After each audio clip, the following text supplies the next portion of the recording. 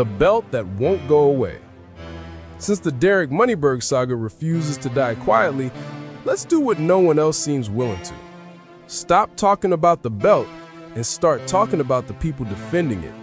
Because while the idea of a black belt in 3.5 years sounds shady enough, the real story is in the justifications.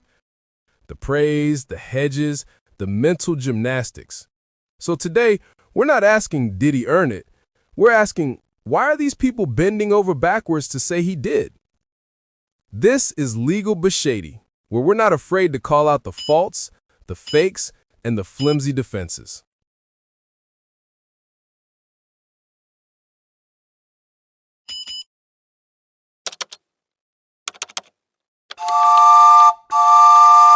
Gordon Ryan is the biggest name in grappling. Undefeated, dominant, loud. So when he defends Moneyberg's black belt, people listen. But what Gordon actually says?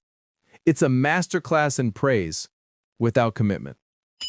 Here are some of the things Gordon said about his beloved Moneyberg. I could try to do Gordon's voice myself, but that would be even more embarrassing than this belt controversy. So our producer Michelle is stepping in to give us her best Gordon Ryan impression. Derek trains more than 99% of professional grapplers I've ever met. Quantity is not the same as quality. Training 4 hours a day with no resistance is like rehearsing karaoke in a soundproof booth. He trains with the guys who come in to train him, doesn't go into a normal gym. Translation, he pays elite instructors for private sessions. That's not jiu-jitsu, it's curated choreography.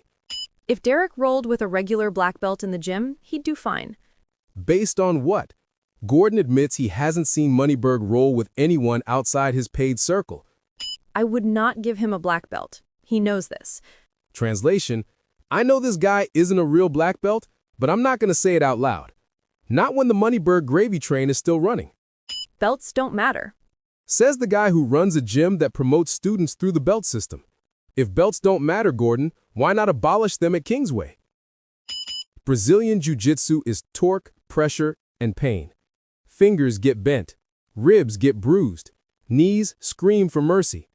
So when someone earns a black belt without a single documented injury, you don't question their luck. You question whether they were ever in the fight. Gordon Ryan's defense is like praising someone for microwaving frozen lasagna because they train harder than most chefs. That's not cooking. That's reheating.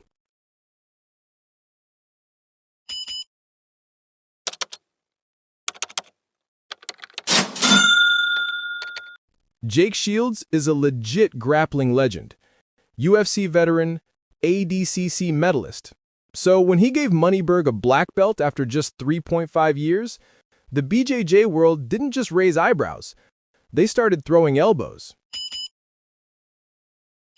He brings a different top MMA star or jitsu guy to his house every week. Translation, he's rich. He pays for access. That's not a dojo. It's a VIP lounge. 4-hour privates a day with the best in the world. Great for learning, useless without resistance. He met the standards. What standards? No footage, no competition, no receipts. I can't put the footage of him topping someone known. Why not? If it's legit, show it. If you won't, we'll assume it's not. If you don't get good quicker, you're an idiot. Deflection. Speed isn't the issue. Credibility is. Still no bruises, no breaks, no receipts. If Moneyberg's journey was so intense, where's the wear and tear? Jake Shields gave a black belt based on private sparring and invisible victories. That's like awarding a Grammy to someone who sings in their garage because their neighbor said it sounded amazing.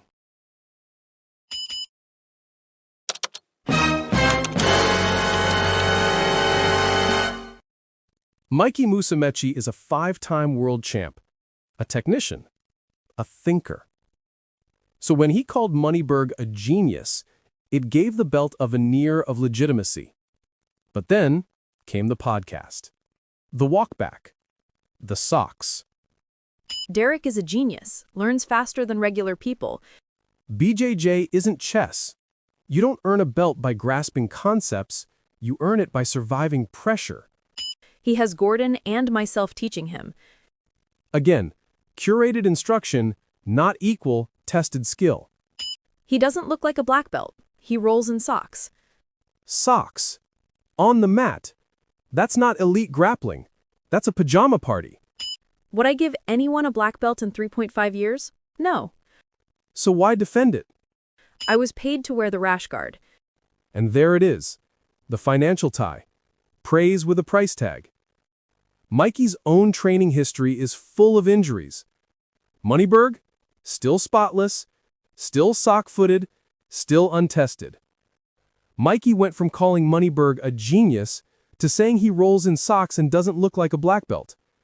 That's like endorsing a race car driver, then admitting he's never taken the wheel.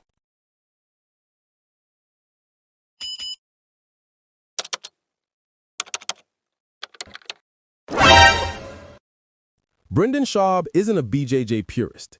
He's a former UFC heavyweight turned podcaster comedian. But he's also one of the few voices calling out the absurdity with no hedge, no fluff, no brand deal. If you're not competing with other guys, you don't know what level you're at. That's the core critique. No competition equals no calibration. It just looks like he paid for it. And sometimes the simplest explanation is the right one. Compared Moneyberg to BJ Penn. BJ earned his belt in 3 years, but won IBJJF gold. That's the difference. Proof. Called Gordon's defense a straw man. Exposed the dodge. It's not about beating 80cc champs, it's about rolling like a legit black belt. Brendan didn't give the belt. He didn't endorse the belt. He just looked at the whole thing and said, "This smells like a receipt." And when your black belt journey looks more like a transaction than a transformation, someone's got to say it.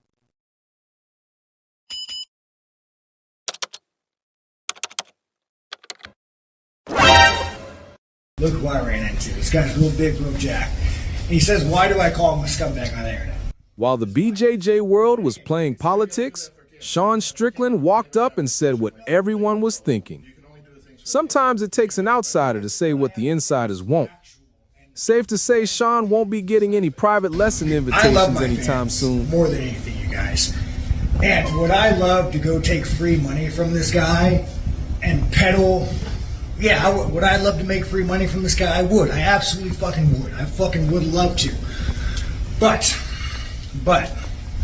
this man takes advantage of low-paid UFC fighters who are great men who are just trying to make their mortgage and live a life.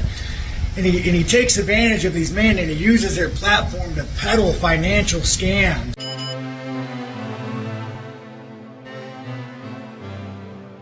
So what have we learned? Derek Moneyberg got a black belt in 3.5 years. But the real story isn't the belt, it's the chorus of voices rushing to defend it. Gordon Ryan praised his work ethic, but won't give him a belt himself.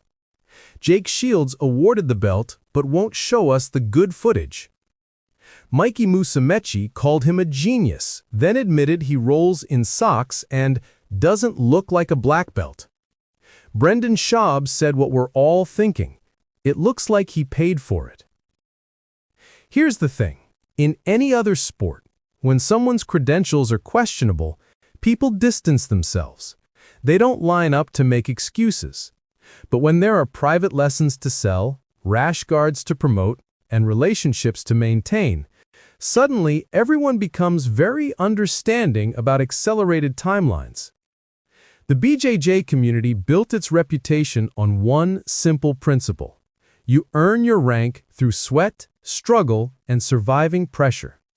Yet here we have a man with no competition record, no documented injuries, and rolling footage that looks like a white belt in a black belt's body, and half the elite community is explaining why that's actually fine. So, if you're wondering whether this black belt was earned or engineered, ask yourself, would you trust a surgeon who's never held a scalpel? Would you trust a fighter who's never been hit? Would you trust a belt that comes with a brand deal?